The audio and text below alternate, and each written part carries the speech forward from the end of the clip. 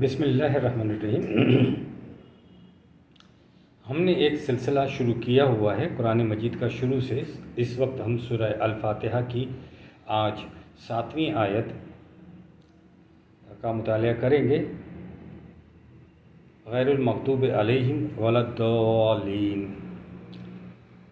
اس سلسلے کا مقصد یہ ہے کہ مروجہ تراجم والی لغات اور لغات القرآن کے درمیان تطبیق پیش کی جائے، یعنی یہ سمجھایا بتایا یا سمجھا جائے کہ لغات القرآن اور مروجہ تراجم والی لغت کے درمیان میں مطابقت کیا ہے، اور اگر کہیں مطابقت نہیں ہے تو اس کی وجہ کیا ہے۔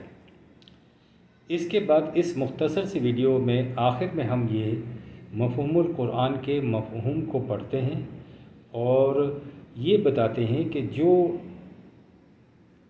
مفردات سے مادہ حرفی کے معنی لیے گئے ہیں، اس معنی کو مفہوم القرآن میں کس طرح سے پیش کیا گیا ہے۔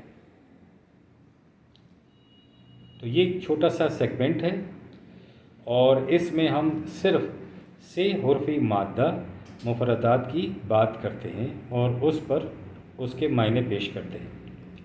تو شروع کرتے ہیں ہم۔ سورہ الفاتحہ آیت نمبر 7۔ پہلا سے حرفی مادہ ہے غیر المغضوب علیہم ولا الضالین۔ تو غین یہ رے۔ غیر کے معنی مروجہ تراجم والی لغات میں کیا ہوتے ہیں؟ کسی چیز سے مختلف ہونا، کسی چیز کے علاوہ ہونا۔ اب ہم آتے ہیں لغات القرآن کی طرف۔ لغات القرآن میں اس کے معنی دیے گئے ہیں عام طور پر سوا، یعنی عام طور پر یا سوا، بجز اور علاوہ، ان معنوں میں آتا ہے۔ یا بدل دینا، تبدیل کر دینا یا بدل جانا، ان معنوں میں آیا ہے۔ اب اس کی تطبیق یا اس میں مطابقت ہم دیکھتے ہیں مروجہ تراجم والی لغت اور لغات القرآن میں کیا مطابقت ہے۔ تو کسی چیز کے علاوہ ہونا اور لغات القرآن میں ہے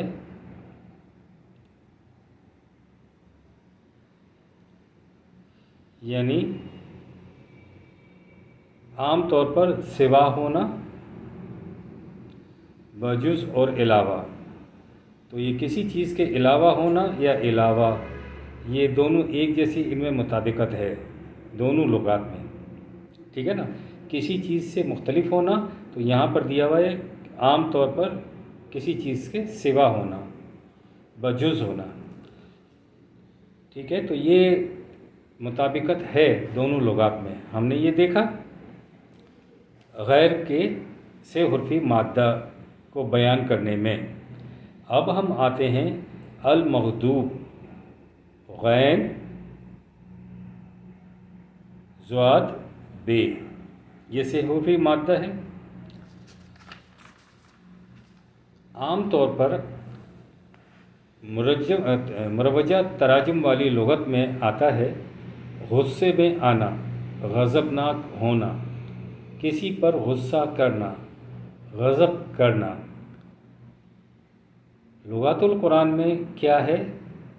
اس میں ہے شیر، سرخ یا گہرے سرخ رنگ کی چیز، شدت، قوت۔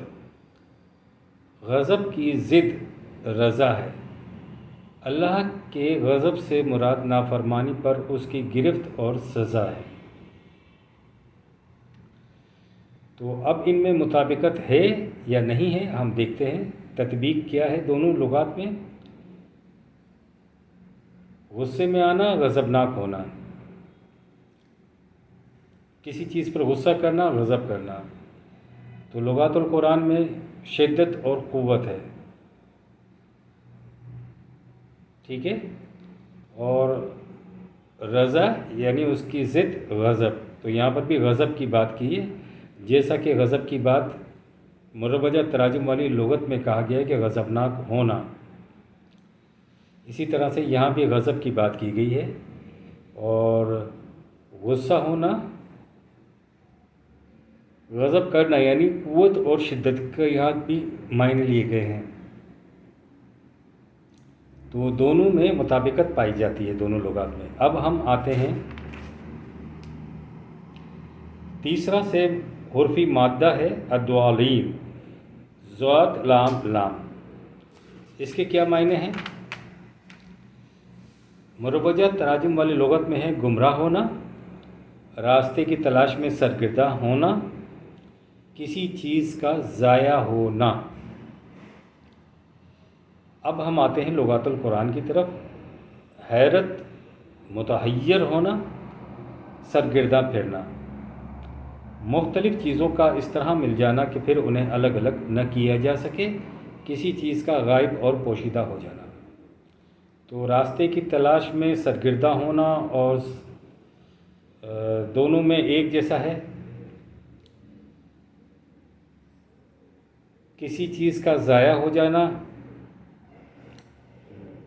यानी गुमराह हो जाना, तो ये इसी तरह से है कि मुख्तलिफ़ चीज़ों का इस तरह मिल जाना कि फिर उन्हें अलग अलग ना किया जा सके, यानी किसी चीज़ का गायब और पोशीदा हो जाना। तो मुरवजा तराजुम वाली लुगत को ले लें या लुगातुल कुरान को ले लें, दोनों के अंदर तत्बीक पाई जाती है, दोनों के अंदर मुताबिकत पाई जाती है। तो ये जो कहा जाता है कि लुगातुल कुरान में कोई अलग से मायने ले लिए गए हैं, ऐसा नहीं है, एक ही बात है। तो अब हम आते हैं आगे मफ़हूमुल कुरान की तरफ।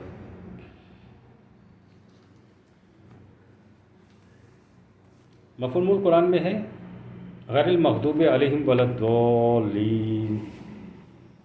अब इस पर मुतालिया करते हैं कि जब तक ये कौमें तेरे मुतय्यन करदा रास्ते पर चलती रहें, ज़िंदगी की शादाबियों से बहरायाब ये रहीं, जब उनके नज़रिए हयात में तब्दीली आ गई तो ये नेमतें उनसे छिन गईं और वो दुनिया में ज़लील व ख्वार हो गईं।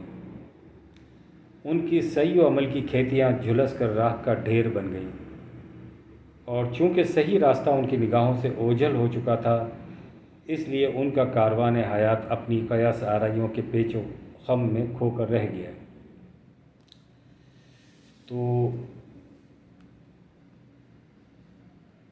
ये जो है गैरिल मग़दूब, इसको देखें कि यहाँ पर ये आ रहा है, गैरिल मग़दूब का मायना यहाँ पर लिया गया है, ठीक है ना। और वो कभी आंखें बंद करके अपने आबा व अजदाद की फ़रसुदा राहों पर चलते रहे, और कभी उन्होंने ख़ुद अपने जज्बात ही को अपना रहनुमा बना लिया। जब इस सफ़र बेमंजिल की भूल भलैयों में खोकर मायूस हो गए। अब देखें यहाँ पर गुमराह होना आता है ना, ये गैरिल मग़दूब वलद्दौलीन यानी गुमराह होना, गज़बनाक होना दूसरा मायना तो ना। गैर के बाद अल मग़ज़ूब है, तो मग़ज़ूब के मायने भी इसमें आगे गज़ब हुआ कि वो अपना रास्ता भूल गए और वो ज़लील व ख्वार हो गए, ठीक है ना। उनके सही अमल की खेतियाँ झुलस गईं, ये तो हो गया गज़ब। गैर के मायने भी हमने पढ़ लिए, मग़ज़ूब के मायने भी पढ़ लिए, और यहाँ से ये मुराद वलद्दौलीन कि वो फिर इन रास्ता भूल गए, ठीक है ना। तो ये कहकर अपने आप को फ़रेब दे लिया कि खुदा को मंजूर ही ना था कि हमें सीधा रास्ता दिखा। अब आखिर में दुआ बताई गई है, जैसे पूरी अल-फातिहा एक दुआ ही है कि बारे इलाह, हम तुझसे तेरे बताए हुए रास्ते पर चलने की तौफ़ीक तलब करते हैं, ताकि हमारा हशर भी इन सुख्ता सामानों का सा ना हो जाए। हम जानते हैं कि जो कौम तेरी रहनुमाई से मुँह मोड़े, इसे कोई सही रास्ता नहीं दिखा सकता। इसके साथ ही हम ये भी जानते हैं कि ये रास्ता उन्हीं के सामने आ सकता है जो उसकी तलाश के लिए जद्दोजहद करें। हम तुझसे इस जद्दोजहद की भी तौफ़ीक तलब करते हैं। तो आप देखें कि जो हमने पढ़ा है उसमें किसी चीज़ के मुख्तलिफ़ होने, किसी चीज़ के अलावा होने, तब्दील होने के भी मायने पाए जाते हैं, गज़बनाक होने के मायने पाए जाते हैं, اور گمراہ ہونے اور راستے کی تلاش میں سرگردہ پھرنے کے معنی بھی آئے گئے ہیں اس مفہوم کے اندر۔ لہٰذا یہ جو بات کہی جاتی ہے کہ مفہوم میں کوئی اپنی طرف سے معنی لکھے گئے، ایسا نہیں ہے۔ تھوڑا سا یہ ہے کہ بات کو، اس مفہوم کی خوبی یہ ہے کہ اس میں در حقیقت جو آیات میں سیاق اور سباق ہے، یعنی آیت سے پہلے کوئی بات بیان کی گئی ہے، آیت کے بعد میں جو بات بیان کی گئی ہے، تو اس کے درمیان میں جو بات آ رہی ہے اسے بیان کرنے کے لیے اس مفہوم میں کوشش ہی کی گئی ہے کہ اس کے سیاق کو اور اس کے سباق کو بھی ساتھ ساتھ بیان کیا جائے۔ اور تیسری بات اس میں یہ شامل کی گئی ہے، مفہوم میں اس بات کو بھی اہتمام کیا گیا ہے کہ کوئی آیت کا مفہوم قرآن کی مجموعی تعلیم کے خلاف نہ جائے، یعنی ان تینوں چیزوں کو مد نظر رکھا گیا ہے۔ ایک تو یہ کہ اس کے سیاق اور اس کے آیت سے پہلے کیا بات بیان کی جا رہی ہے اور آیت کے بعد کیا بات بیان کی جائے گی، اس کو مد نظر رکھ کر پھر آیت کا مفہوم بیان کیا گیا ہے۔ اور اس کے بعد یہ بھی خیال رکھا گیا ہے کہ قرآن مجید کی جو مجموعی تعلیم ہے وہ کسی طرح سے جو ہے اس میں تضاد واقع نہ ہو جائے۔ تو ربنا تقبل منا انک انت السمیع العلیم۔